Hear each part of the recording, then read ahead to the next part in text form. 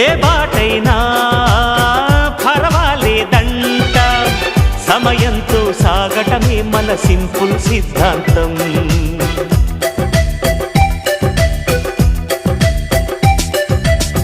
చిరుగాలికి పరిమళమిచ్చే సిరిమల్లెల వనమై ఉందాం, గగనాన్ని నేలను కలిపే హరివిల్లుల బంతెన అవుదాం.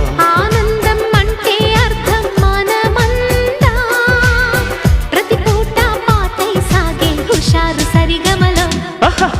ఎన్నో ఎన్నో రాగాలుండే సంగీతం కాదా, చల్లకి నవ్వుల కేరింత.